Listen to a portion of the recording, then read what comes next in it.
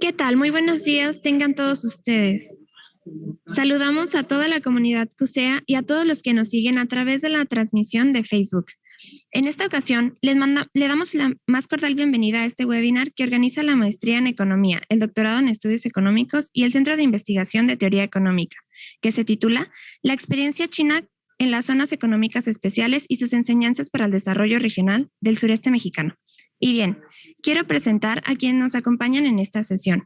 Saludo al doctor Clemente Hernández Rodríguez, profesor investigador del CUSEA. De la misma forma, saludo al doctor Antonio Ruiz Porras, coordinador del doctorado en Estudios Económicos y coordinador del Centro de Investigación de Teoría Económica del CUSEA, quien nos acompaña como moderador en esta sesión. Adelante, doctor. Gracias. Buenas tardes a todos. Pues el día de hoy tenemos como invitado al doctor Clemente Hernández Rodríguez. Realmente el profesor Clemente pues es alguien bastante conocido en el doctorado de estudios económicos, es el profesor titular de la materia de macroeconomía, ¿sí?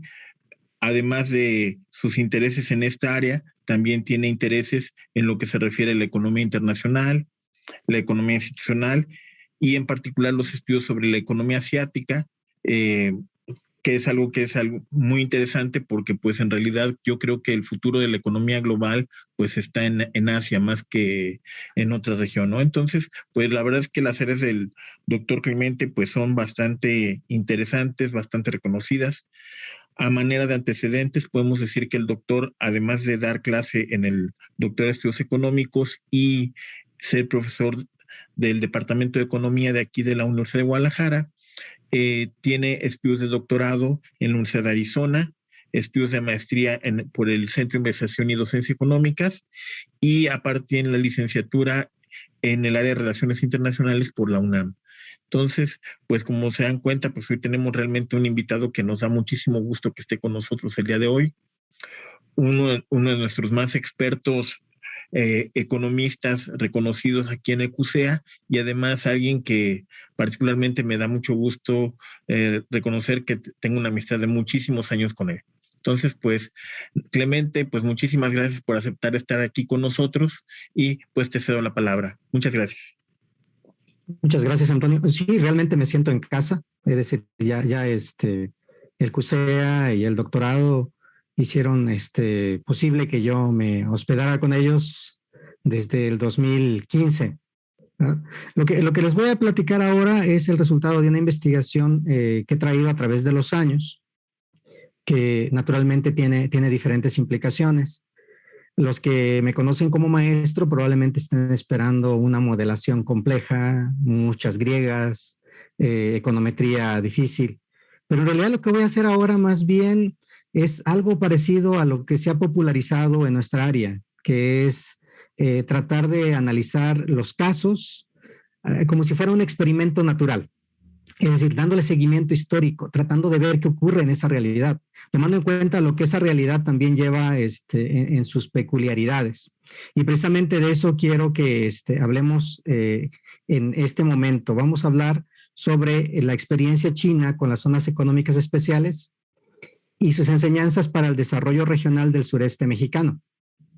Les doy un poquito de contexto para que entiendan por qué me interesó este tema. Miren, es el año 2011, yo vengo regresando de China, un conocido mutuo del doctor Mauricio Cervantes y mío, que se llama Alejandro Sagún, nos invitó a sentarnos en el Fiesta Americana para discutir la posibilidad de incorporar a alguno de nosotros al gabinete de Peña Nieto. La propuesta que él hacía era muy simple, nos dijo, lo que sucede es que Peña Nieto está pidiendo que se le cumpla una de sus propuestas, una de sus promesas.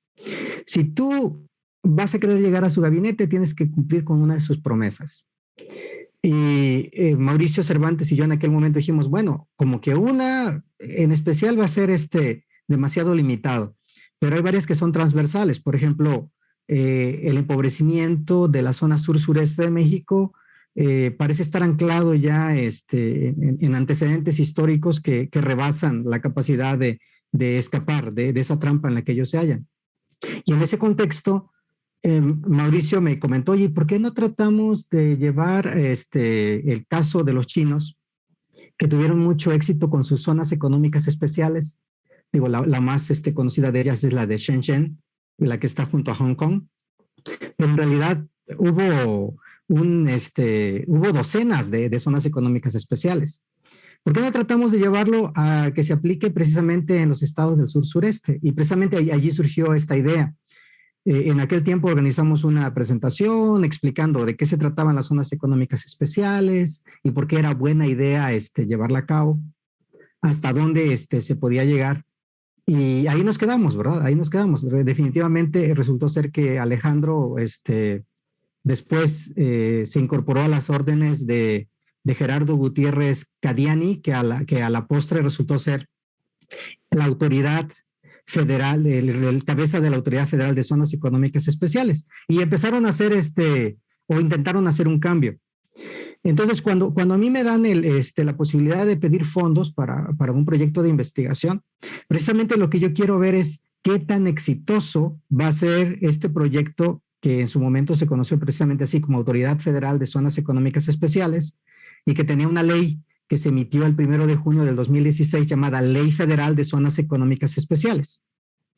Estamos hablando de que en el 2018 en el ambiente ya se veía que podía haber un cambio, que el PRI probablemente no lograba refrendarse en la presidencia, que el candidato de oposición, AMLO, venía muy fuerte, que la ley de zonas económicas especiales, a pesar de sus alcances y de sus intentos, no había logrado nada en especial. Y yo quise ir a cada uno de los puntos que voy a mostrar después en un mapa.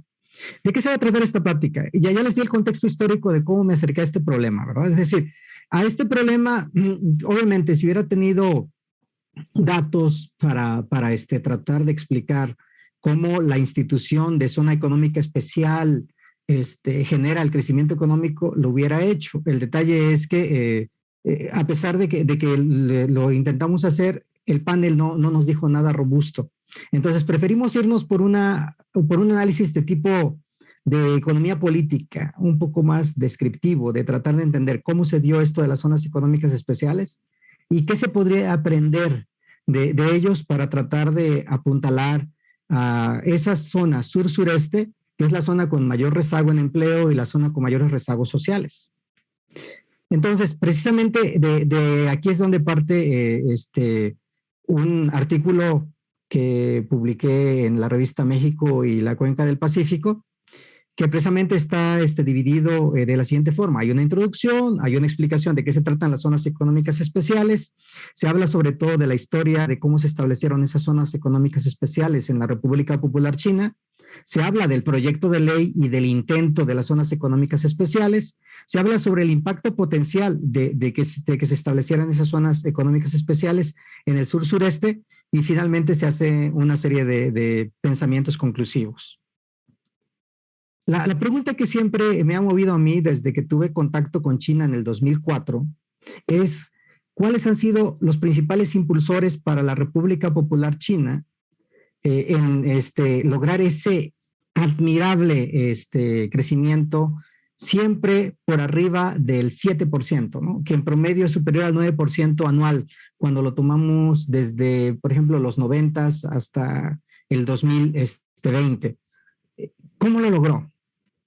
En un artículo previo que publiqué con un colega de allá del TEC, titulado precisamente Clústeres Industriales, encontramos que una de las razones por las cuales los chinos lograron consolidarse como la fábrica del mundo fue que captaron las redes globales de producción o los famosos clústeres empresariales. Esa fue una. Pero había otra que no habíamos enfocado y que después de esta plática naturalmente tratamos de enfocar, y es instrumentos o instituciones que ayuden a promover la inversión y la transformación productiva focalizada en una región o en una microrregión, en una ciudad, en una zona preferentemente urbana, suburbana, para que después detone en volverse una zona económica especial, ¿no? Como lo fue precisamente el caso de Shenzhen, o el caso de Shanghai, o el caso de Beijing, o cada uno de los casos que vamos a ir escuchando, ¿no? Ahí ustedes van a decir, se oye que nos habla en chino, pues es que sí, son ciudades chinas, ¿verdad? Y lo interesante fue que ellos lograron captar algo que en la economía neoclásica se volvió algo así como la cereza del pastel: atraer inversión extranjera directa, atraer capital extranjero, tratar de crecer con que el resto del mundo te preste.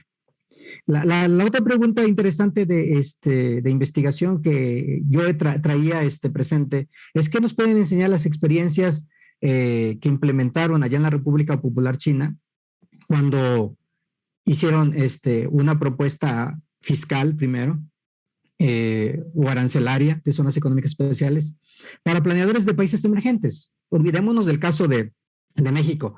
Las zonas económicas especiales también están en Brasil, también están en Panamá. Es decir, hasta en República Dominicana hay una. ¿Qué significa eso? Que las zonas económicas especiales es un arreglo institucional para tratar de atraer inversión extranjera, pero solamente es eso, solamente se trata de eso. Miren, la definición que yo utilicé para zonas económicas especiales es la siguiente. Una zona económica especial es la región geográfica cuyas leyes económicas son más abiertas al extranjero, sobre todo al capital, a la inversión, incluso al flujo de recursos humanos, en comparación con aquellas que son aplicadas de forma general en el país. En pocas palabras, es promover la discriminación. Los que tratan de hablar mal de las zonas económicas especiales dicen, las zonas económicas especiales es darle un trato diferenciado a los extranjeros en ciertos lugares.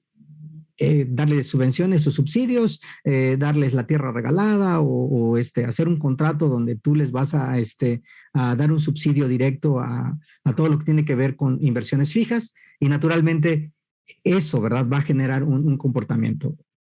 Precisamente la definición continúa con que se ofrece un trato preferencial como excepciones para la importación de material y la exportación de productos. Es decir, prácticamente se vuelven zonas francas, donde los impuestos arancelarios dejan de existir. ¿Por qué ya no cobras impuestos a la importación? Para precisamente generar mayor producción. ¿Por qué no cobras impuestos a la exportación? Precisamente para generar un motor exportador, ¿no? De hecho, en la historia económica, al modelo chino y al modelo de Corea del Sur se les conoce precisamente como modelos de crecimiento basados en la exportación. ¿Cuál es tu ventaja? Normalmente es la mano de obra o normalmente es un menor costo en todo lo que serían insumos o factores que significan alto costo, sobre todo costo hundido.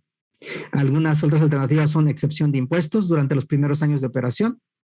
Se pueden hacer empresas del tipo joint venture o sociedad entre empresas locales y sobre todo agentes gubernamentales o empresarios locales. Y la infraestructura requerida para las operaciones de manufactura y transporte de mercancías, eso corre por parte del gobierno anfitrión. Lo curioso es que en China hay un gobierno centralista muy fuerte, así que en realidad es el gobierno federal quien se encarga de todos los aspectos. En la Ley Federal de Zonas Económicas Especiales se buscaba que fueran los gobiernos locales, específicamente estatales, los que apuntalaran la infraestructura requerida, portuaria, ferroviaria, de algún otro tipo de cosas que se requerían, ¿verdad? Carreteras, proveer de las cosas para que justo allí llegaran las empresas, ¿no? Para que justo se instalaran allí.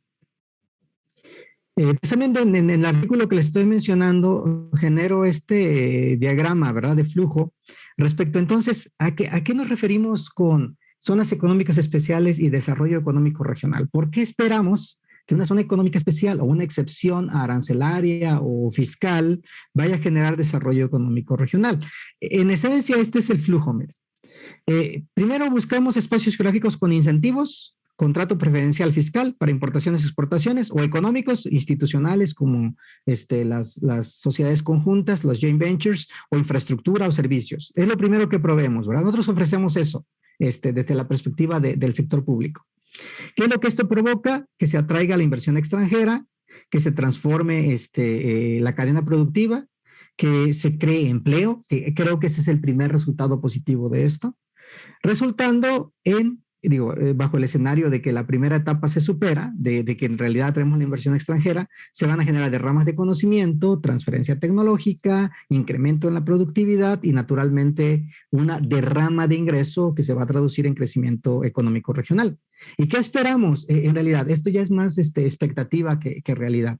Esperamos que la competitividad global se vea empatada por el incremento en la competitividad de las empresas locales, así que en general que el índice o el ranking del país aumente debido a esos pequeños lugares o regiones en donde se está realizando esta excepción fiscal, que se mitigue la pobreza y naturalmente ustedes lo conocen muy bien. Mientras que el crecimiento económico tiene que ver con variables puramente económicas, desarrollo ya tiene que ver con variables sociales, pues esperaríamos que junto con el crecimiento económico y el aumento en el ingreso llegara una serie de beneficios sociales, ¿no? Como una mejor oferta educativa, un mejor acceso a servicios de salud, seguridad pública, un sinfín de otras cosas que generarían, ahora sí en nuestro ideal, que esas zonas se desarrollaran bajo esa circunstancia de excepcionalidad.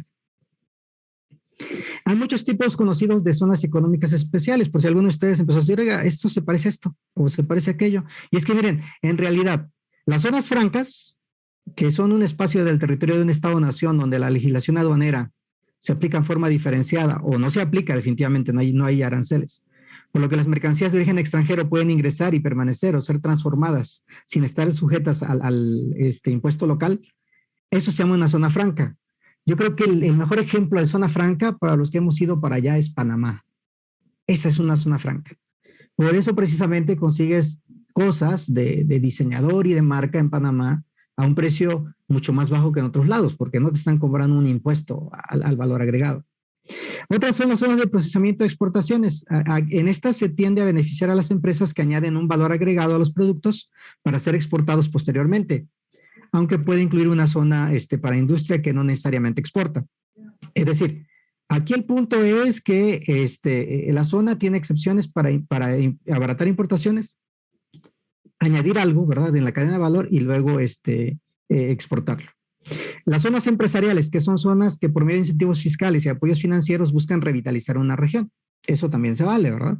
Y también existen. Puertos libres son áreas mucho más grandes que abarcan una gran variedad de servicios y beneficios, como lo es infraestructura que permita el turismo, ventas al menudeo y hasta residencia en la región. Zonas especializadas, ahí están las zonas económicas especiales que se dedican a labores específicas, para ser más claros, parques tecnológicos, parques ecoindustriales, zonas de refinería de petróleo, zonas de logística avanzada, y naturalmente implica la infraestructura portuaria o aeroportuaria. Esquemas especiales de una sola empresa son aquellos que proveen incentivos especiales a empresas individuales. Naturalmente ya es un trato muy diferenciado y la ventaja es que no tiene que alojarse en una zona determinada. La empresa puede tener sucursales en todo un país y tiene ventajas. Que quede claro, esta es una lista más no exhaustiva de todos los tipos de zonas económicas especiales. Así que todas estas son ejemplos. Si ustedes dijeron, bueno, en ese caso yo conozco 2 que 3 que casan y entonces son zonas económicas especiales, bajo el amplio sentido de la definición de zonas económicas especiales, en efecto lo son. Bueno, algo interesante es que sabemos que China se volvió uno de los grandes exportadores desde el 2006, ¿no? Cuando llegó a ser el cuarto gran exportador, luego subió al tercero y en el momento es el segundo gran exportador. Nada más para que sea una idea, dada la definición amplia que utilizamos, hoy existen más de 4,000 zonas económicas especiales en el mundo y se estima que en ellas se genera cerca de 70 millones de empleos. Así que sí tienen un alto impacto de empleabilidad. Tienen un rol central en más del 40% de las exportaciones mundiales y absorben más de una quinta parte de toda la inversión extranjera directa que ocurre del resto del mundo a un país local. En Latinoamérica y el Caribe, un ejemplo es Puerto de Colón en Panamá, nada más para que se vayan dando cuenta. Ahora, aquí es donde vienen las acotaciones. Uno piensa en zonas económicas y dice, bueno, entonces es un modelo probado. ¿Es exitoso? No todas las zonas económicas han sido exitosas. Por ejemplo, el primer caso de zona económica especial, que fue el caso del aeropuerto de Shannon en Irlanda en 1959, donde había una serie de excepciones muy interesantes. De hecho, ese aeropuerto en especial, si vamos a la clasificación, era un aeropuerto libre, ¿no? Un puerto libre. Dejó de serlo. Pero en su momento, para Irlanda, le sirvió para que hubiera un flujo de recursos, de fondos, que a su vez luego fueron encausados. Digo, sobre el tiempo se venció. De hecho, nada más para que sea una idea, se calcula que de todas esas 4,000 zonas económicas especiales en el mundo, exitosas, nada más han sido una tercera parte. Una tercera parte de zonas económicas especiales en el mundo han sido exitosas. 2/3 partes han sido fracasos o no han logrado consolidarse. De ahí que vale la pena ir a ver el ejemplo de las zonas económicas que sí tuvieron un impacto, ¿no? Y hablando del establecimiento de zonas económicas especiales, tenemos que hablar de las políticas y reforma y apertura del sistema chino. Aquí nada más les voy a hacer un planteamiento histórico muy rápido de los periodos, del tipo de reforma y de qué fue lo que fue ocurriendo, pero también quiero que pongan atención en algo que es bien interesante. El hecho de que esto en realidad se va a dar hasta de los 80s en adelante. Recuerden que con la llegada de Mao Zedong al poder, en realidad China optó por un sistema económico de planeación centralizada, ¿no? Imitando al sistema soviético, con planes quinquenales. En los 70s dio comienzo a una transición a una economía socialista de mercado y precisamente motivado por el interés de Mao Zedong en tratar de consolidarse en el poder. Ante la muerte de Mao Zedong y la llegada de nuevos líderes, se dio una descentralización de recursos a nivel regional. Y precisamente el 78, que es el punto de partida, se dio un programa de 4 modernizaciones, donde ellos decidieron que tenían que modernizar el sector agrícola, el sector industrial, el sector que es muy importante, ¿verdad? Ellos le llamaron el sector militar, y la 4ª modernización, que era la democracia, que nunca llegó. Luego tuvieron esta política de puertas abiertas, donde dijeron, bueno, todos aquellos que les interese regresar a invertir a China son bienvenidos. Creo que es de esperar que, siendo un país tan poblado, tuviera una diáspora o tuviera un éxodo de personas que habían salido de China y que por su ética de trabajo naturalmente tenían ingresos suficientes como para regresar a invertir a la madre patria. Eso fue una ventaja que otros países no tienen. Y fue cuando se hizo la ley sobre empresas de riesgo conjunto o joint ventures en China. En el 79 se establecieron 3 zonas económicas especiales. La de Guangdong, en Guangdong las 3. La de Shenzhen, que está justo frente a Hong Kong. La de Zhuhai es la que está frente a Macao. Y Shantou, que está un poquito más hacia el mar del sur de China. Después en el 80 se establecieron otras en Xiamen y Fujian. En el 82 se descentralizó el cobro o recopilación de ingresos, hubo una descentralización fiscal también en el gasto. En el 85 se establecieron políticas tendentes a la urbanización. Fíjense que los chinos fueron los primeros en decir, si quieres generar crecimiento económico, lo primero que tienes que generar es urbanización. Es un detalle interesante que después he visto en otros artículos que explican precisamente eso, ¿no? El urbanizarse normalmente lleva a una transferencia o a una ganancia en productividad desde aquellos que viven en un sector rural y que ahora se mueven hacia un sector urbano, y entonces un incremento, un salto en productividad muy interesante. Continuando con esto, en el 86 se estableció la zona económica de Shanghai, en el 88 la isla de Hainan completa, en el 94 Beijing, en el 97 hubo una versión aumentada en regiones occidentales y centros industriales, en el 99 una implementación de estrategia de todo el occidente chino, que como ustedes pueden ver es la parte que va hacia el centro de Asia. En el 2013 se hizo otro avance estableciendo la zona franca experimental de China en Shanghai, y finalmente la última zona económica fue la de Hebei en el 2017. Es decir, lo han seguido usando como modelo. Aquí ustedes pueden ver dónde se han ido ubicando las zonas de acuerdo a los tiempos. Naturalmente les pongo la ciudad y la provincia o municipio, pero ustedes se van a ir dando cuenta de que lo que pasó fue que se llenó de zonas económicas chinas. Empezó con 3, pero el éxito de esas 3 llevó a que se reprodujera, ¿verdad? Algunos economistas lo llaman el crecimiento tipo hongo, y es que sí, ya lo sabemos, ¿verdad? Tú sueltas suelta un hongo, ¿verdad? Una espora de hongo y al rato vas a tener lleno de hongos el lugar, ¿no? Justamente ese es el punto de las zonas económicas especiales, que en el caso chino tuvieron un proceso muy similar al crecimiento de los hongos. Bien, aquí se lo muestro mejor geográficamente, porque si me dedico a leer los nombres de cada una de ellas, ¿verdad? Va a ser complicado. Pero díganme, así a simple vista, ¿dónde se concentraron las zonas económicas especiales o las zonas de desarrollo económico, si lo quieren ver de otra manera? Cierto, cerca del mar. Motivo, razón o circunstancia es que el mar abarata los costos de logística. Bueno, los abarataba, porque el coronavirus nos ha enseñado que los costos de logística se pueden volver muy complejos cuando no hay contenedores y cuando los combustibles están al alza. Pero en un escenario donde hay abundancia de contenedores y donde hay combustóleos, ¿verdad? Sobre todo, baratos, es increíblemente barato transportar cosas por mar. Así que eso hace que China, ¿verdad? Toda la costa este de China en realidad sea vecina de Norteamérica. Porque a pesar de que toma varias semanas transportar algo del puerto de Ningbo al puerto de San Francisco o al puerto de Los Ángeles, en cualquier sentido, ¿verdad? Queda claro que el costo es muy bajo. Toma su tiempo, ¿no? De hecho, no sé si ustedes alguna vez han comprado cosas en Alibaba, pero si ustedes compran cosas en Alibaba, no les llegan a las 24 horas, como si compran en Mercado Libre, sino les toma 3, 4 semanas, precisamente por el transporte marítimo. Pero de que les va a llegar, digo, bajo el escenario que están comprando con una empresa seria, les va a llegar.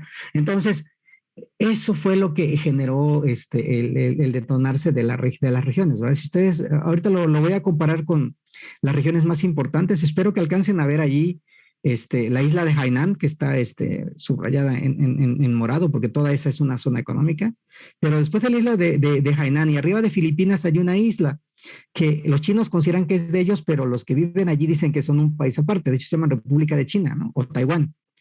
Bueno, Taiwán se volvió uno de los grandes proveedores de fondos de China, y por eso lo que está justo enfrente de ellos, que se llama Xiamen, la puerta oriental, ¿verdad? La puerta de salida hacia Taiwán, se volvió una zona económica desarrollada, ¿verdad? Toda esa zona luego la vamos a analizar. Pero lo que quería era mostrarles, ¿verdad? ¿Qué fue lo que ocurrió con todo este tipo de asuntos de las zonas económicas especiales? Y que también tomen en cuenta esto que voy a mencionar ahora, ¿verdad? Las zonas exitosas se concentraron precisamente en la parte de la costa.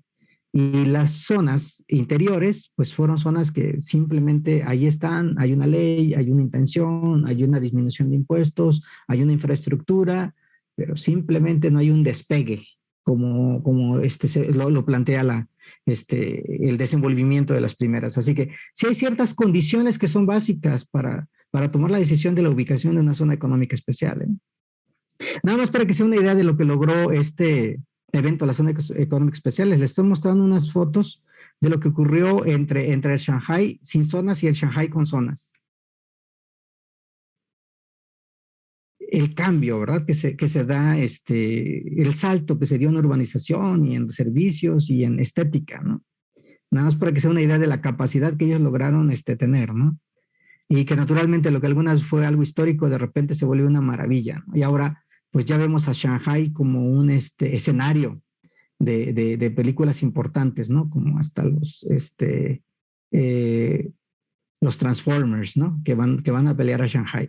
Entonces, que nos vayamos dando cuenta que este tipo de cosas pues pasaron, pero no fue necesariamente un milagro sin causas. Es decir, el éxito de las zonas económicas especiales tiene unas motivaciones. No es simplemente escribir una ley de zonas económicas especiales y en automático todos vienen corriendo a querer invertir a mi lugar y en automático se da un desarrollo urbano y un crecimiento económico que después se vuelve un desarrollo general, ¿no? Miren, dentro de las cosas positivas de implantar una zona económica en China al menos, las cosas favorables fue que se modernizó en forma rápida la infraestructura. Creció y participó en forma muy importante las exportaciones, ¿verdad? En el PIB. Hubo una alta atractividad de inversión extranjera directa.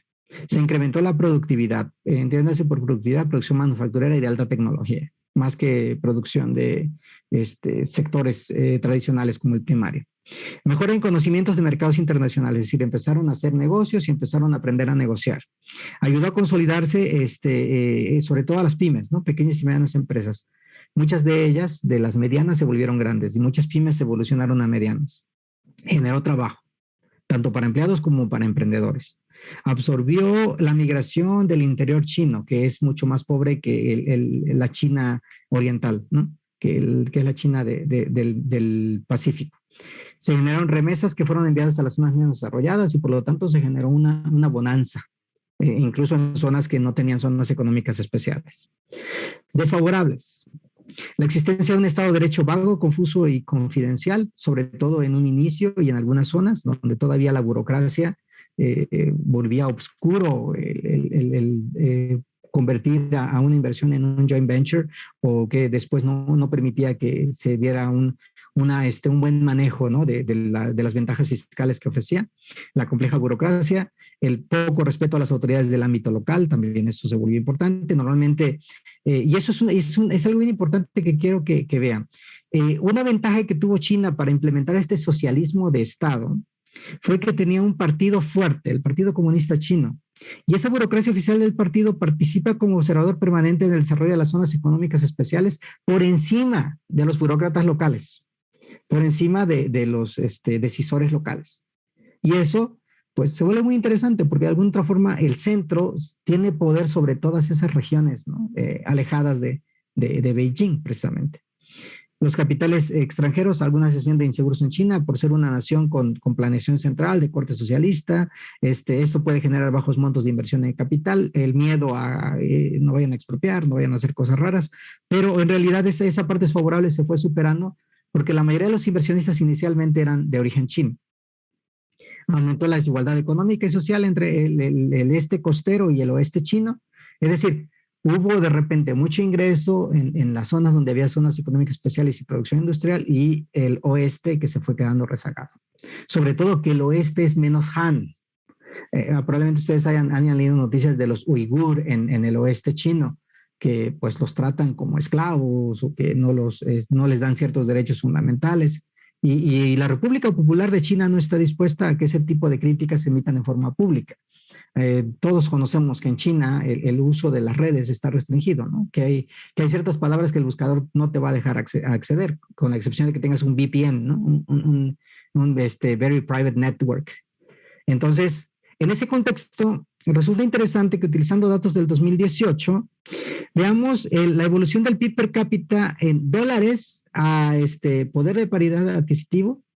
Y esta paridad de poder adquisitivo, que quede muy claro, significa que los dólares allí valdrían lo mismo que los dólares en cualquier lugar. Y bajo ese escenario, vean el comportamiento que tuvo, por ejemplo, China, que es la roja. Claro que se ve un incremento, o sea, constante, increíble, ¿verdad? Diríamos, ahí ajustamos muy bien una exponencial sin ningún problema. Si acaso vemos un cambio ahí en 2008, ya saben que lo ocasionó, fue la crisis financiera. En el caso de Fujian, que es la que yo le estaba diciendo, que es la provincia que está justo enfrente de Taiwán, vemos que incluso su PIB per cápita superó a los otros, ¿verdad? Se fue mucho más rápido. El emblemático caso de Guangdong, que es la provincia de Shenzhen, que es la provincia que tiene enclavado a Hong Kong y a Macao. En ambos casos, ¿verdad? Vemos que el caso de Guangdong ha sido muy bueno, pero que Fujian ya lo superó, ¿no? En estricto sentido, en términos de PIB per cápita en dólares a paridad de poder adquisitivo, ¿no? Entonces, es interesante este detalle porque estamos hablando de los efectos, ¿no? que tuvieron esas regiones en algo que como métrica de economistas la utilizamos como un reflejo de lo que puede llegar a ser la sociedad. Ahora, una cosa es lo que está sucediendo a nivel per cápita, otra cosa es lo que está sucediendo a título individual. Encontraremos casos de gente que está muy empobrecida en las zonas económicas y gente que naturalmente es obscenamente rica. ¿Por qué? Porque posee las conexiones adecuadas con los reguladores para poder atraer inversión y por lo tanto ser propietario o copropietario en varias empresas. Bueno, esa fue un poquito la historia de las zonas económicas allá. Ahora vamos acá. en México. En México hemos tenido zonas económicas especiales, aunque ustedes no lo crean, la industria maquiladora es una versión de una zona económica especial. La industria maquiladora, cuando se generó en México, fue aislada del desarrollo industrial del país. ¿Qué significa esto?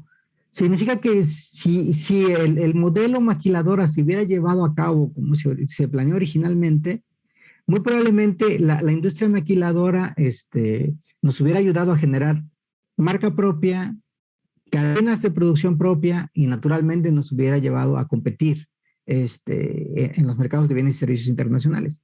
Pero lo curioso fue que, y precisamente ustedes van a ver una serie de autores, ¿verdad?, que muestran que la industria maquiladora no fomentó la creación de una industria local fuerte. De hecho, curioso, la industria local fuerte se quedó en el centro y en el Bajío, ¿verdad? Y Monterrey, que no son precisamente zonas que hubiera llegado la maquiladora en su momento. Se vieron beneficiadas por un efecto secundario, ¿verdad? Al volverse proveedoras de la industria maquiladora y naturalmente apuntalaron y lograron hacer marcas, ¿no? Digo, porque también tenemos nuestras multilatinas, es decir, también tenemos multinacionales desde nuestro país, ¿no? Como lo es Bimbo, como lo es Gruma, como lo es Cemex. Pero si se fijan en todos los casos, prácticamente esas industrias no se establecieron en la zona fronteriza, que fue donde la industria maquiladora trató de hacerlo.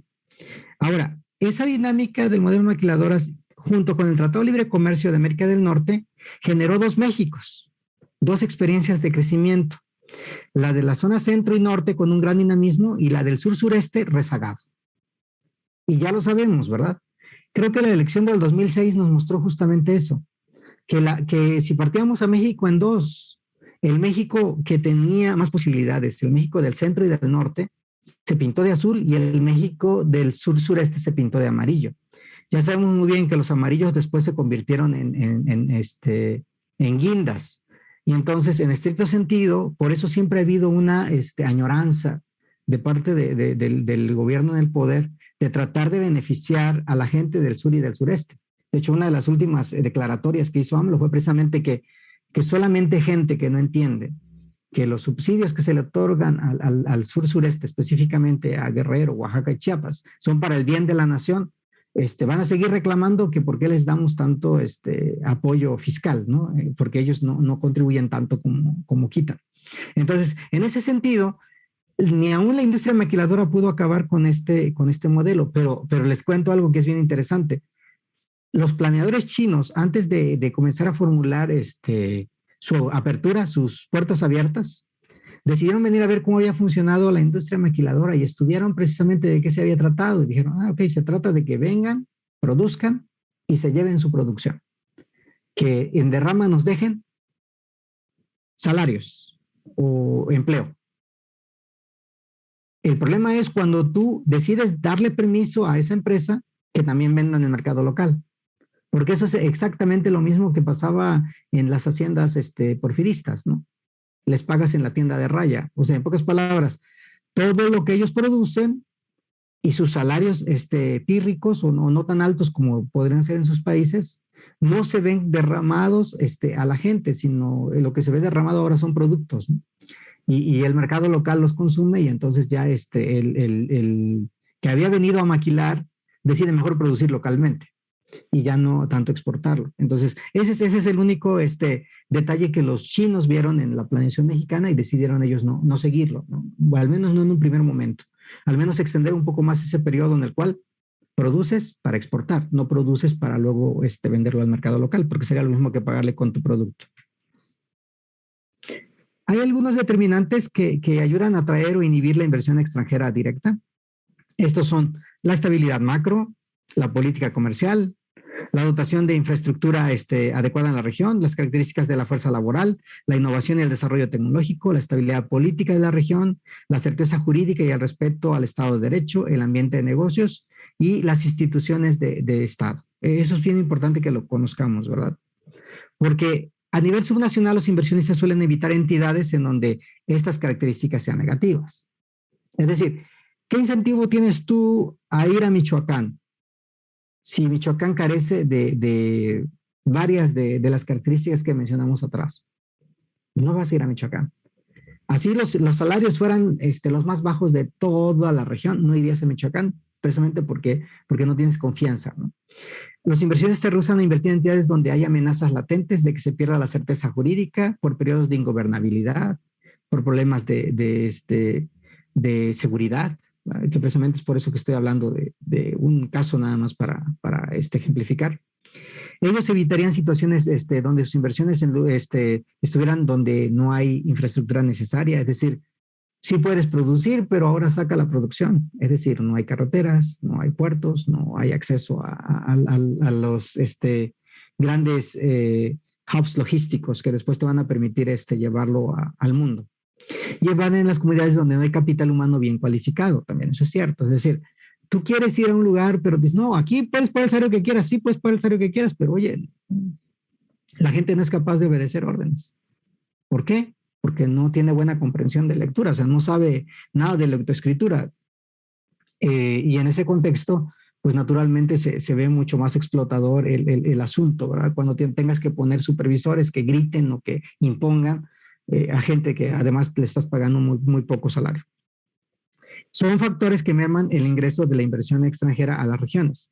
Entonces, hay factores positivos y factores negativos que permiten que haya regiones atractivas y que haya regiones poco atractivas. La apertura a la inversión extranjera directa ha traído efectos internos muy desfavorables para la estructura regional de México. Ya lo sabemos. Los flujos de inversión se han dirigido mayoritariamente a entidades ya consolidadas, el Bajío, la parte norte, específicamente Monterrey, y la parte centro, ¿verdad?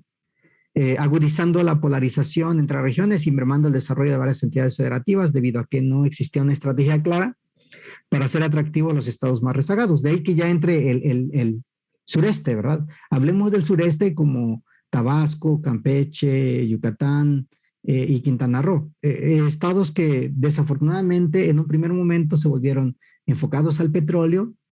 En el agotamiento de yacimientos, pues se han encontrado con que hay que migrar, hay que tratar de hacer otras cosas y naturalmente se verían beneficiados de inversiones, ¿no? De atraer inversión extranjera.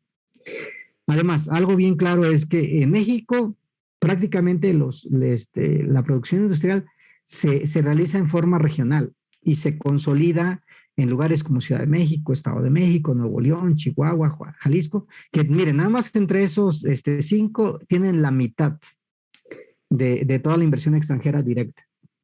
¿Por qué? Precisamente porque ya tienen centros desarrollados, ¿no? Ya hay parques, ya hay infraestructura, ya hay un conocimiento de cómo funcionan los mercados, hay un cierto nivel de estabilidad social y gubernamental, lo cual permite que los inversionistas lo vean como atractivo. ¿Y qué pasa con el resto? ¿Qué pasa con los que se quedaron fuera de eso? Pues naturalmente no tienen las ventajas interesantes. Miren, a la hora de que vemos dónde decidieron ubicar las primeras zonas económicas especiales, no nos sorprende ver que para tratar de complacer, ¿verdad?, a los del sur-sureste, una de las primeras hubiera sido Puerto Chiapas. Puerto Chiapas está cerquitita de Tapachula, ¿no? Está frente de Tapachula y está muy cerquita de la línea fronteriza, ¿no? No está muy lejos de Guatemala. Allí también hay un asentamiento de la Marina, tienen un buen puerto, podrían desarrollarse las cosas. Cuando yo lo visité, fui a ver dónde estaban los terrenos para zonas económicas especiales. Y créanme que la decepción que me llevé es que no había ningún camino pavimentado que llevara a ellos, ¿no?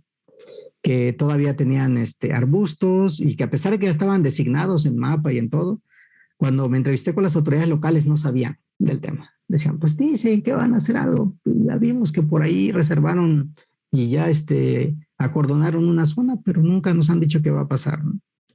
Lo mismo pasó en Progreso, Yucatán, ¿verdad? Que ese puerto se me hizo muy atractivo, también puerto, ¿eh? Es un puerto que recibe mucho turista, precisamente de la zona de Missouri, de San Luis, de la Florida, del Golfo. Vienen ahí precisamente porque está enfrente, ¿no? Es decir, nada más cruzan el Golfo y llegan ahí a Puerto Progreso, Yucatán. Puerto Progreso, Yucatán está a 1 hora de autopista de de Mérida. Así que tenía un centro urbano muy importante, tenía muchas circunstancias, pero cuando fui a ver cómo estaban ocurriendo las cosas, digo, primero los del municipio no me recibieron porque tuvieron desconfianza, decían que porque andaba haciendo una investigación sobre zonas económicas especiales que ellos tampoco conocían. Y en segundo lugar, cuando ubiqué en virtud de lo que la Ley Federal de Zonas Económicas Especiales había designado como territorio para generar una zona industrial o un parque industrial, me encontré que estaba justamente al lado de una zona de bienes raíces de mucha dinámica, con casas muy bonitas, y dije, bueno, aquí no va a quedar ninguna zona industrial. Seguramente quien está tratando de colocar estos terrenos lo está haciendo bajo el escenario de que va a subirle la plusvalía a todo este lugar, y no hay en realidad una lógica de planeación clara, ¿no? En Coatzacoalcos, Veracruz y Salinas Cruz, Oaxaca, no había en estricto sentido una idea de generar una zona económica especial en cada uno de ellos, sino tratar de vincularlos para que se volvieran puntos de hubs de logística, es decir, que Salina Cruz, Oaxaca, fuera el lugar de llegada desde el Pacífico y Coatzacoalcos fuera el punto de partida para irse hacia Norteamérica y Europa. Y entonces, en realidad, estos dos puntos carecían de elementos, ¿no? De dónde iba a quedar la zona económica especial. El verdadero argumento era tratar de revivir el tren transísmico, ¿verdad? Pronuncio ahí con delicadeza porque no es lo mismo transísmico, que suena sismo, que transísmico, ¿no? Es de todo el istmo. De hecho, esta es la región que desde el porfirismo se ha deseado hacer algo parecido al Canal de Panamá, pero tiene la desventaja de que las dos sierras se juntan, ¿verdad? La Sierra Madre Oriental, la Sierra Madre Occidental, en toda la parte norte de Oaxaca y sur de Veracruz, pues es imposible, ¿no? Hacer por allí un canal, es decir, no va a haber forma de que podamos hacer una conexión vía un canal, pero sí podríamos generar una vía terrestre muy interesante. Alguien podrá decir, ¿por qué no carreteras? Pues somos muy eficientes en el uso de camiones. Yo también me hago la misma pregunta, pero desde la misma ley federal se proponía mejorar la infraestructura de trenes. Y bueno, ya para cerrar estos 5 ejemplos, estaba Lázaro Cárdenas, Michoacán, que ya sabemos que es un puerto de altura. Lo curioso es que no despegó. Y la pregunta es, ¿por qué no despegó Lázaro Cárdenas? Y la respuesta es por Manzanillo. Manzanillo mueve mercadería de forma mucho más eficiente, tiene mucho más conocimiento de vínculos, tiene mucho mejor infraestructura de salida hacia el norte del país, sobre todo que es a donde va la mayor parte de su mercadería.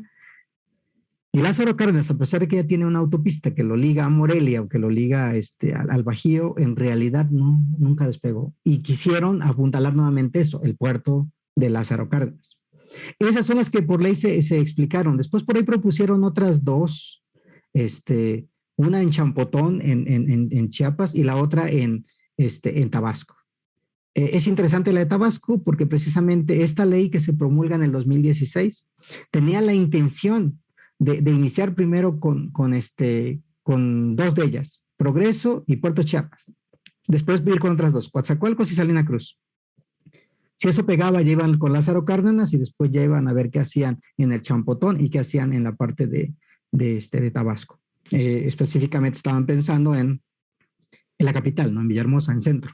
Pero lo curioso es que con el relevo en el gobierno, naturalmente esto pues se vio superado. Algo interesante que quiero que tomen en cuenta aquí es que lo que estoy tratando de hacer es un relato histórico, prácticamente darle seguimiento al caso de lo que pasó con la evolución de zonas económicas en China, y que quede claro que la política industrial fue el hilo conductor de la política económica de ese lugar, de la República Popular China. La industrialización en ese contexto se determinó sobre todo por la producción manufactura de empresas transnacionales que exportaban, por lo que la productividad y naturalmente su competitividad internacional dependió del grado de concentración de recursos financieros disponibles, lo cual fue factible gracias a la diáspora china, a los migrados chinos que trajeron capital. Al igual que en China, una ventaja de la región sur-sureste en México es que hay mano de obra abundante y barata. El problema es, al igual que en China, esa mano de producción abundante y barata normalmente es no calificada.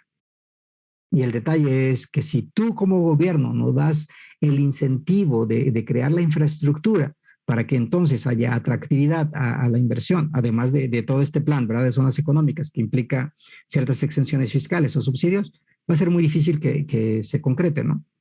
Porque los factores de éxito de las zonas económicas especiales en China fue sobre todo un compromiso firme y de largo plazo del gobierno. De largo plazo es interesante el hecho de que hubiera un único partido en el poder, el Partido Central, el Partido Comunista Chino, permitió que el programa de zonas económicas especiales quedara anclado en la permanencia, quedara con una continuidad, que hubiera un ambiente de negocios propicio, que hubiera lugares estratégicos con seguimiento, que hubiera una capacitación y vínculos con la economía, ¿verdad?, local de parte de los extranjeros. Eso es una desventaja para los casos latinoamericanos, porque nosotros tenemos democracias que pueden dar un viraje en el partido en el poder y de repente lo que alguno consideraba un programa muy interesante como zonas económicas especiales, al rato otro llega y por plumazo lo elimina, ¿no? Que fue justamente lo que pasó con este proyecto. Lo más importante es que en el periodo de aceleración, en las etapas de desarrollo de las zonas económicas especiales, es cuando habrá el mayor impacto en las actividades ya conocidas, agricultura, industria, comercio, servicios, vivienda y turismo, en ese lugar específicamente. ¿Por qué se benefician estas actividades? Primero porque se adquiere tecnología y luego porque se derrama conocimiento gracias a esa inversión extranjera. Esto genera un incremento en la competitividad local, genera que se creen más empresas, eso a su vez genera mayores ingresos generan que la gente se sienta menos afectada por la plaga de la pobreza, el aumento en empleos, la mayor calidad de vida, lleva a que algunos incluso sientan que hay un desarrollo. Y precisamente es a lo que yo quería hablar. Lo que se habían vuelto zonas económicas especiales en el contexto del periodo de Peña Nieto, ¿verdad?, a mediados de su periodo, bueno, ya casi a finales, 2016, ya eran 2 años para terminar. Con el nuevo gobierno se volvieron trenes. Es decir, lo único que sobrevivió a este gran proyecto, naturalmente, es tratar de vincular a Puerto Salina Cruz con Puerto de Coatzacoalcos con la ruta del tren Transístmico. Y naturalmente eso lo piensan hacer, desafortunadamente creo yo, utilizando tecnología de siglo XIX, siglo XX, ¿no?, cuando ya hay tecnología del siglo XXI. Naturalmente la tecnología del siglo XXI es muy cara, pero digo, yo la verdad cuando oí de trenes pensé en trenes de alta velocidad, como los que yo conocí en China, ¿no?, que decía yo, no, pues si estos trenes son los que va a estar genial. ¿Por qué? Porque vas a poder transportarte de Coatzacoalcos a Salinas Cruz en hora y media, ¿no? Pero va a ser con diésel, tren diésel, se va a utilizar ya lo que existe, la infraestructura ya ferroviaria, ¿no?, la parte de los carriles ya establecidos. Y del otro lado, cuando hablamos del famoso Tren Maya, ¿verdad?, que vemos cómo va a ir a Palenque vía Tenosique y que de ahí se va a ir por Escárcega, que va a ir a Campeche, que va a llegar a Mérida, que de ahí se va a ir a Puerto Morelos, a Cancún, a Tulum, que va a bajar a Balacar y que de ahí va a regresar por Xpujil hasta Escárcega otra vez. Yo también me suponía algo muy moderno, muy elegante, y nuevamente salió lo mismo, ¿verdad? Quieren usar los recursos locales y esa implicación de los recursos locales tiene una tristeza. Vamos a tener que utilizar combustóleo. Y pues eso está bien porque pues hay mucho combustóleo en la zona, ¿no? Precisamente porque es una zona altamente petrolífera, pero por el otro lado pues es una mala noticia en términos de que pues nos van a desvincular, ¿no? Y precisamente pues, la única forma de conectar esas dos cosas va a ser gracias a las vías que existen entre Tenosique y Coatzacoalcos y entre Tapachula y Salina Cruz. Igual la única forma en la que vamos a poder decir que al menos de las zonas económicas especiales, al menos Puerto Chiapas con Tapachula, Puerto Progreso con Mérida, Puerto Coatzacoalcos y Puerto Salinas Cruz, gracias al tren, pues van a seguirse, ¿no? Algo de la zona económica especial va a poder llegar a buen término. Precisamente lo que quiero decir, ¿no? Esos dos macroproyectos de infraestructura ferroviaria que pudieran beneficiarse de esta investigación son la refinería en Dos Bocas y el proyecto del Tren Maya. Se está en etapa de arranque, debemos esperar los resultados para ver si llegan inversiones a la región sur-sureste de México con estos dos proyectos de inversión, pero en realidad ya las zonas económicas especiales fueron eliminadas por decreto en el 2019 y por lo tanto la ley quedó abolida. ¿Qué concluimos de este análisis? Sí, es bueno dar incentivos fiscales, pero un incentivo fiscal por sí mismo no va a garantizar un proyecto a largo plazo y de alto impacto positivo para la sociedad. No importa cuán determinante sea el decreto y que diga que va a cerrar brechas de desigualdad y que va a paliar la pobreza extrema y que va a generar empleos, eso no implica su fin por edicto. Sí, resulta importante reducir las brechas de bienestar, pero no se hacen por decreto, ¿verdad? Es como decir, estamos en la cuarta transformación, porque yo digo que esta es la cuarta transformación, ¿no? Cuando valdría la pena ver qué se transformó para poder hablar de una cuarta transformación. Exactamente lo mismo es aquí. Yo no puedo llegar y decir, como la ley de zonas económicas especiales dice que en virtud de todo el arreglo fiscal y aduanero que voy a realizar, en automático se va a cerrar la brecha de desigualdad y se va a paliar la pobreza, tal cosa ocurre. Falso, totalmente. Y aunque las zonas económicas pueden ser un instrumento eficaz para generar mayor atracción de inversión a la región, promoviendo así la industrialización y los clústeres y todo lo que viene con ello, si las políticas se aplican correctamente y en el contexto adecuado, tal cosa sucede, pero si no, de entrada, lo más difícil es que se consoliden esas zonas económicas especiales. Las zonas económicas especiales junto con los clústeres industriales van a ser uno de los principales detonantes del crecimiento del PIB, de mejora al empleo, de incremento de exportaciones y de atractividad a la inversión extranjera. Las zonas económicas especiales también han ejercido papeles importantes en traer nuevas tecnologías y en adoptar prácticas modernas de administración o gestión. De hecho, eso es interesante porque ahorita va a quedarnos claro que la lección clave del por qué las zonas económicas son eficientes tiene mucho que ver con la experiencia particular. Por ejemplo, el mercado era débil en China, pero su gobierno era estable. Eso facilitó la inversión y con un gobierno dispuesto a reformar, dispuesto a aprender, dispuesto a beneficiarse de la derrama del conocimiento extranjero, dispuesto a tratar de generar una cadena de valor, que es súper importante para desarrollar zonas económicas especiales, industriales y urbanas. Porque, de hecho, donde han fracasado las zonas económicas especiales es porque no logran crear cadenas de valor. Tú como inversionista, si a ti te dicen, vente a Chiapas, acá te vamos a regalar la tierra, acá te vamos a regalar el agua, te vamos a regalar la electricidad y no te vamos a cobrar impuestos los primeros 10 años. Los chiapanecos cobran poco, ahí tú métete al mercado laboral y te vas a dar cuenta que cobran poco. En realidad, de nada va a servir para mí si digo, ok, ¿y de dónde obtengo los otros insumos? O sea, tú me estás ofreciendo factores importantes como el trabajo. Pero, ¿dónde voy a obtener, por ejemplo, mis otros insumos? En mis productos intermedios. Imagínate que los tengo que traer desde Vancouver, en Canadá. O sea, tengo que transportarlos desde Vancouver para que lleguen acá a Puerto Chiapas y ahí yo pueda producir. ¿Por qué no me convences diciéndome, no te preocupes, toda tu cadena productiva está aquí? Es decir, aquí vas a encontrar los bienes intermedios o materia prima que tú necesitas y no vas a tener que recurrir a ningún otro lado. Entonces es cuando se vuelve muy, muy atractivo, ¿no?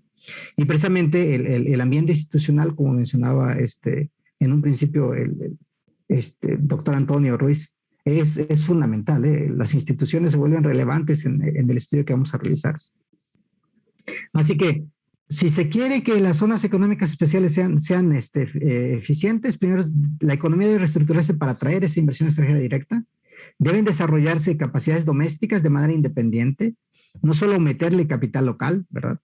Es tratar de volverse realmente parte de la cadena de la proveeduría, no solamente en las etapas de abajo, sino también en las etapas de arriba, para así dominar socialmente toda la fase de la producción como sea posible y naturalmente ganar de ese proceso.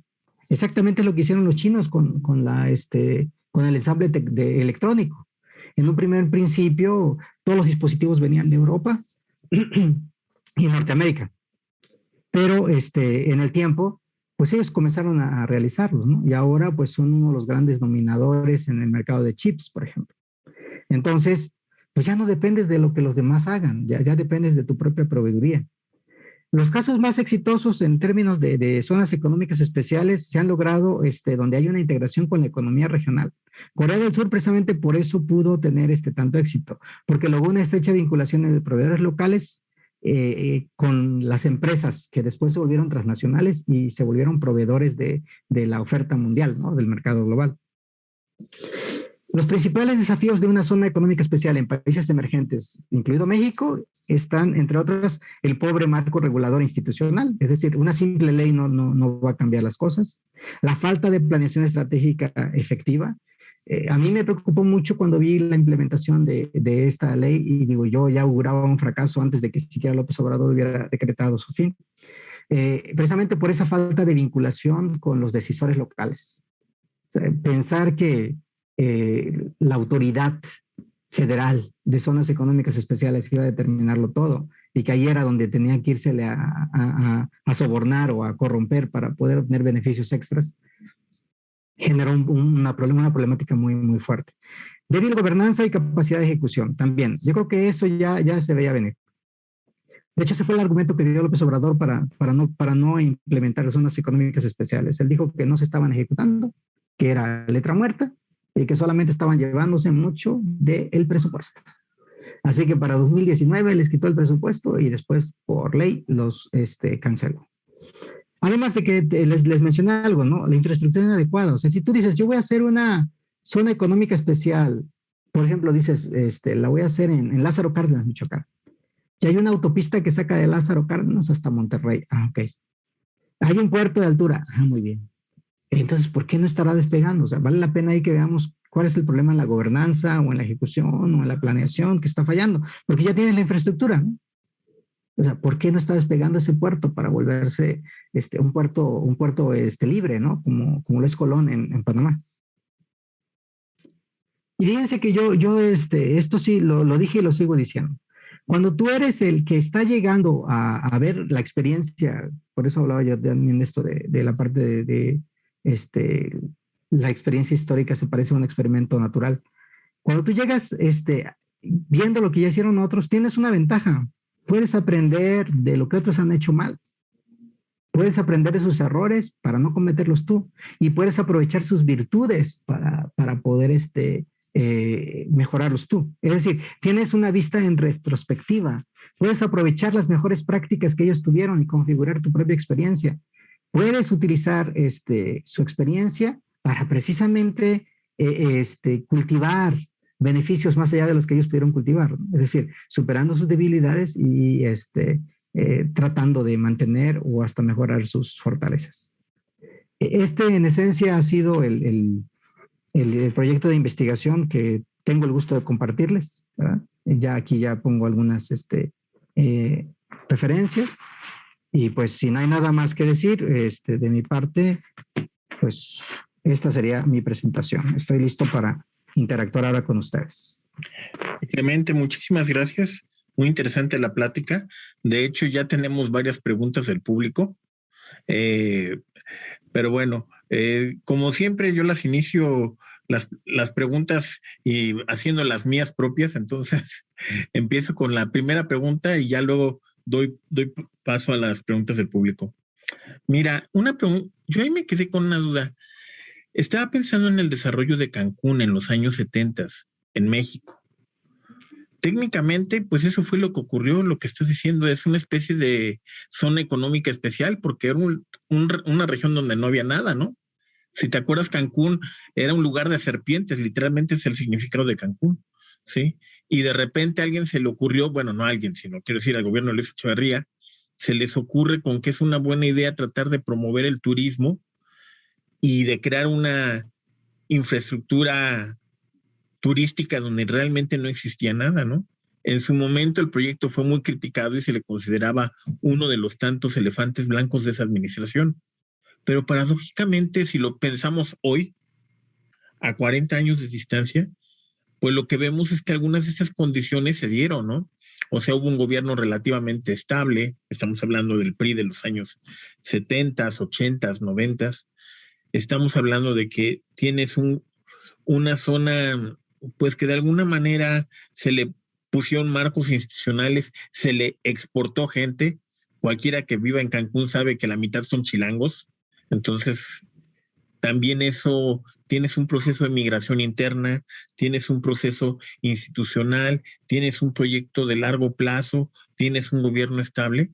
Digo, nada más estaba pensando que en ese contexto, pues probablemente la zona de Cancún, claro, con sus bemoles, porque en realidad nunca fue planteada como una región industrial, sino como un centro turístico, pero comparte mucho con estas zonas económicas especiales.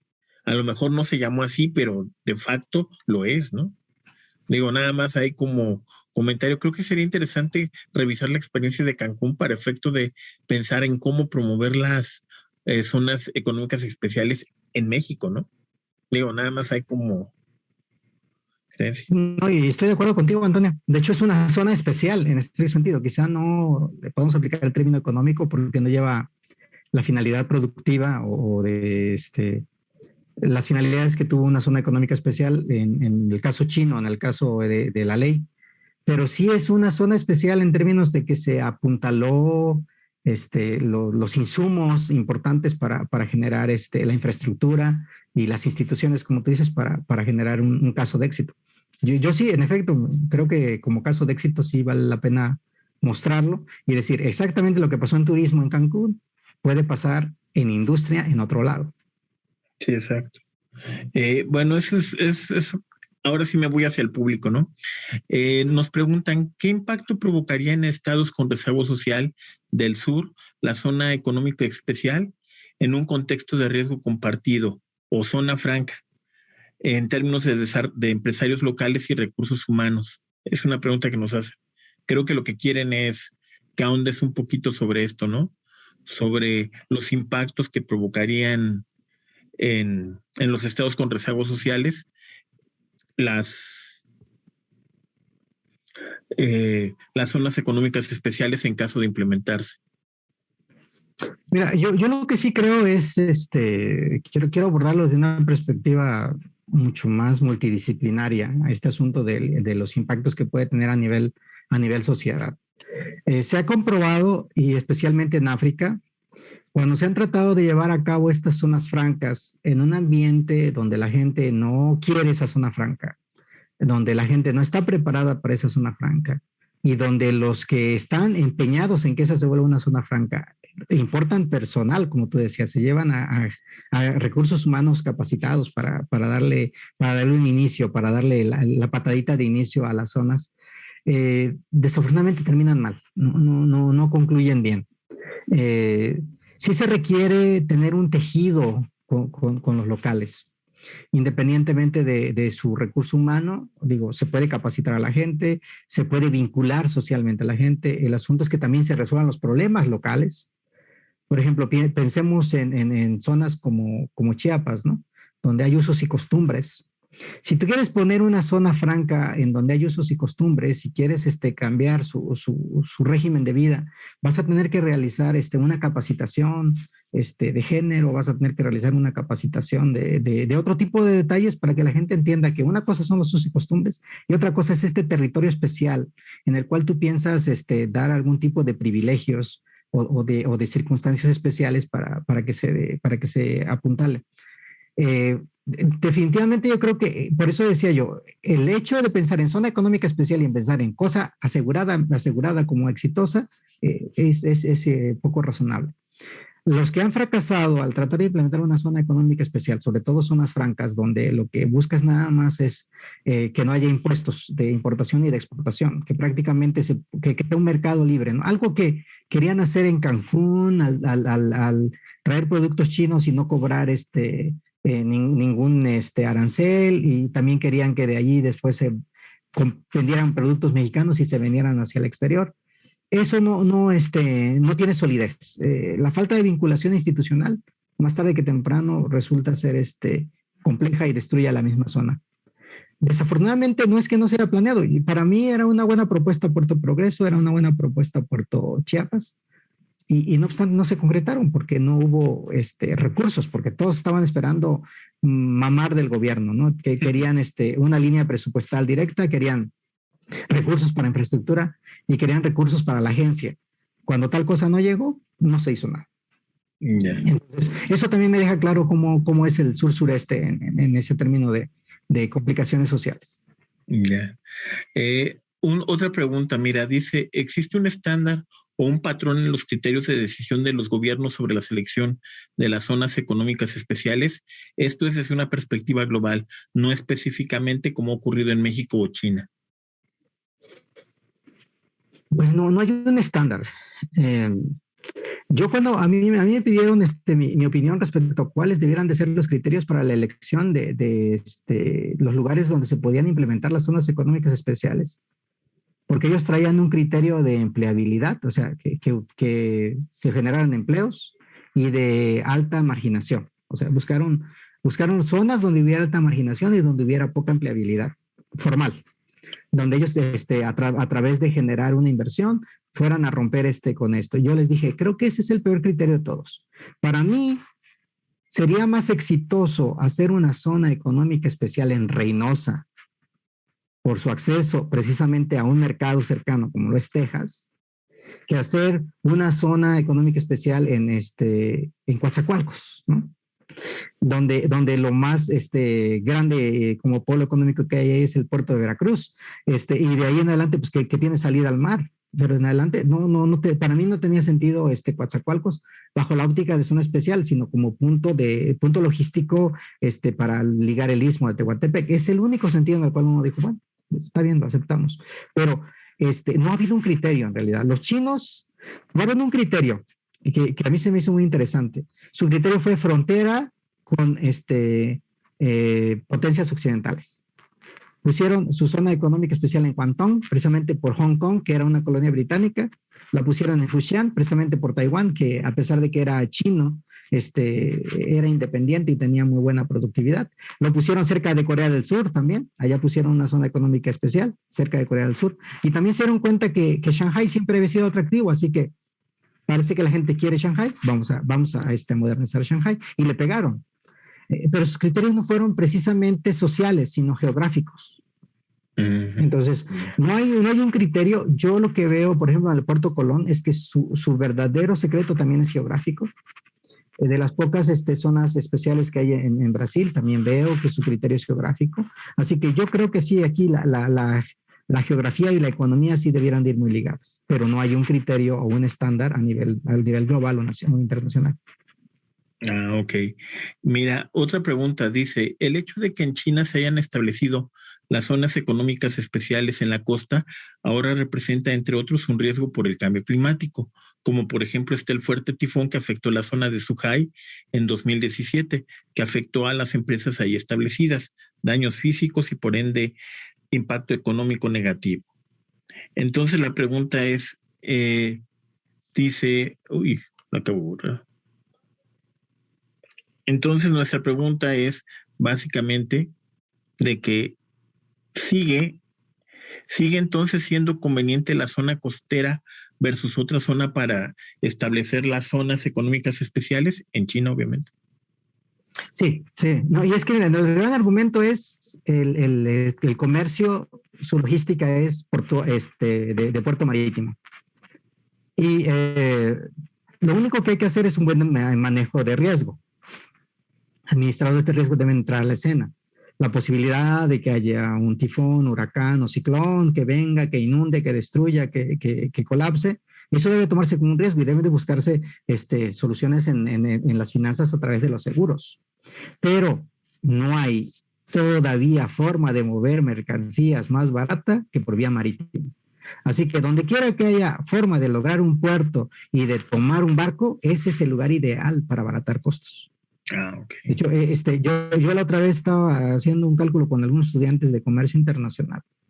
¿Tienen ustedes una idea de cuánto sale transportar un contenedor Ningbo, Manzanillo en dólares? No, ni idea. No, dice uno, no, pues ha de salir carísimo, ¿no? Va a salir carísimo, ¿no?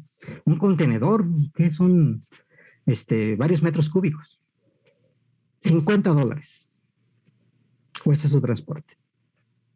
En realidad, entonces, los costos no están en el transporte, están en la logística de desvalización. O sea, el encajado y el partir de un puerto, más los impuestos que cobre ese puerto, y el otro puerto, cuando llegas, desembalizas y desaduanas y pagas impuestos. Ahí están los verdaderos costos, pero el transporte es baratísimo. Me imagino que si alguno de ustedes quiere transportar ese mismo contenedor por aire, en avión, ya tiene una idea de cuánto le va a salir, ¿verdad? Sí, son miles de dólares. Claro. Entonces, precisamente es a lo que yo voy. O sea, el transporte marítimo es lo más barato que hay. O sea, en estricto sentido, económicamente, todo el este de China está haciendo frontera con todo la costa oeste de Estados Unidos y Canadá, para términos prácticos.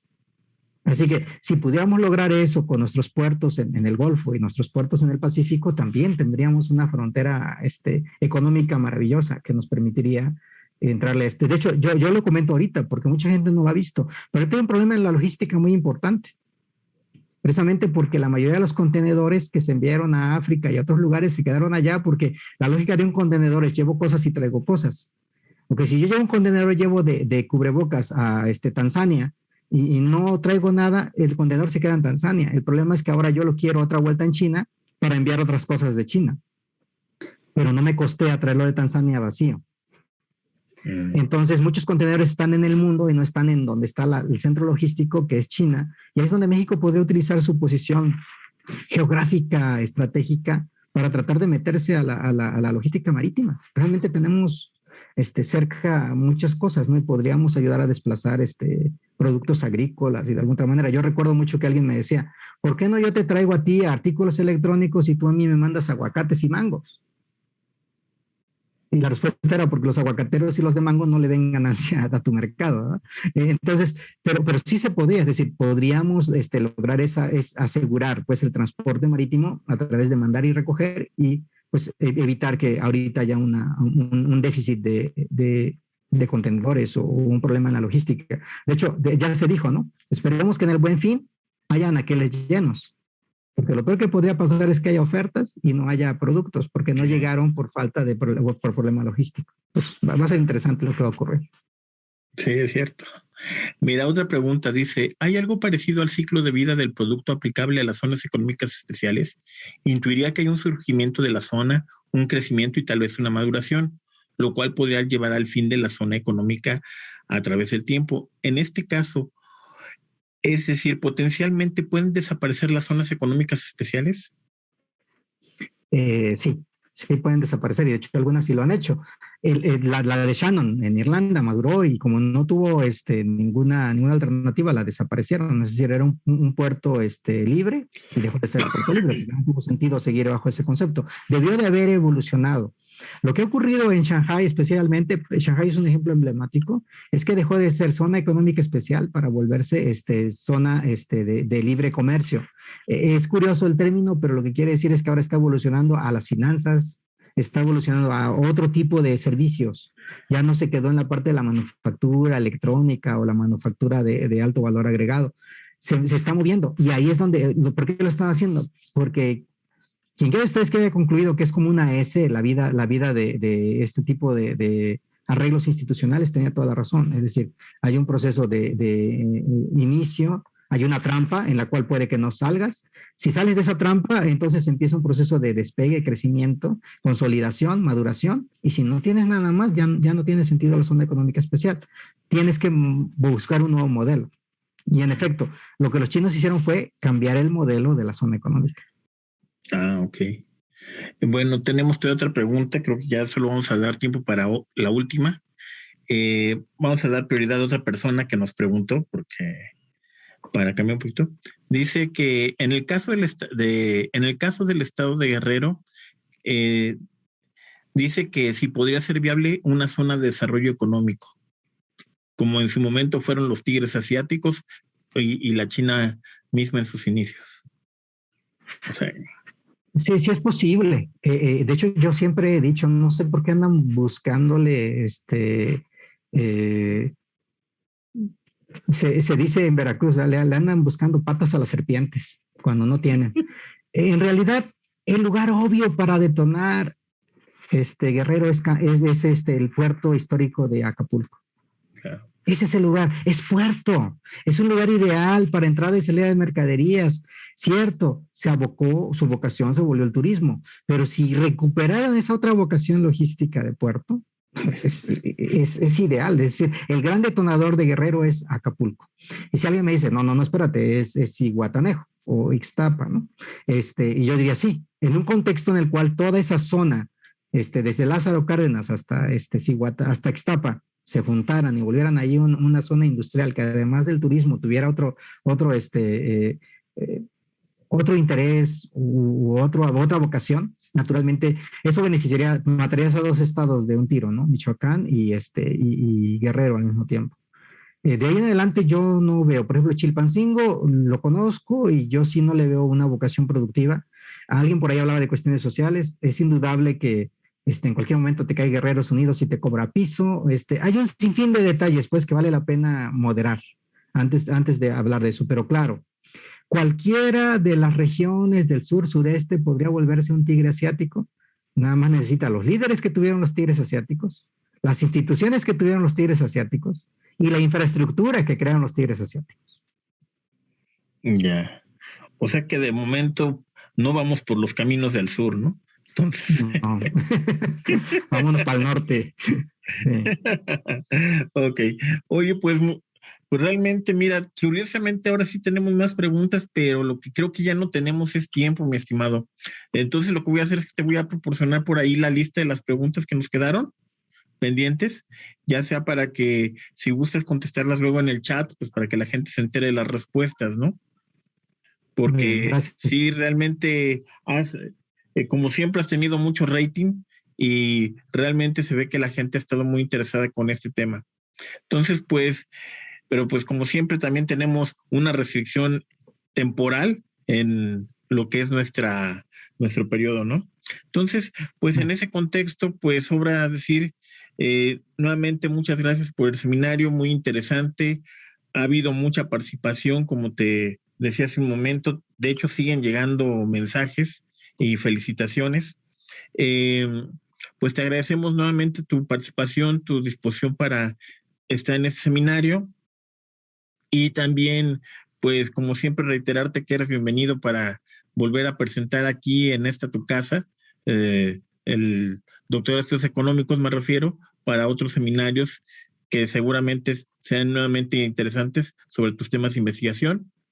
Entonces, pues te agradecemos y recalcamos a la audiencia, nuevamente muchas gracias por su presencia, por su participación, ha sido muy entusiasta. Como les decía, pues le voy a proporcionar al doctor Clemente las preguntas que nos quedaron aquí en el tintero para efecto de que posteriormente se puedan resolver ya con mayor tranquilidad. Pues nuevamente les agradecemos. La próxima semana nuevamente tendremos 2 eventos. Tenemos lo que es el Seminario de Economía Pública Local en primer lugar, que es uno de los eventos donde participa el doctorado de estudios económicos. Oficialmente se va a llevar a cabo en la Universidad de Coahuila, Autónoma de Coahuila, pero nosotros tendremos transmisión por ahí y también, y obviamente proporcionaremos los links para este evento que se va a celebrar la próxima semana y también tendremos un nuevo seminario con el doctor Mauricio Ramírez Grajeda, sí. Entonces, pues esperemos verlos a todos nuevamente en estos dos importantes eventos sobre temas de análisis económico, tanto en diferentes ámbitos, ¿no? Entonces, pues nuevamente, pues muchas gracias a todos y pues nada más nos queda despedirnos. Muchas gracias. Clemente, muchísimas gracias. Gracias por la invitación. Okay.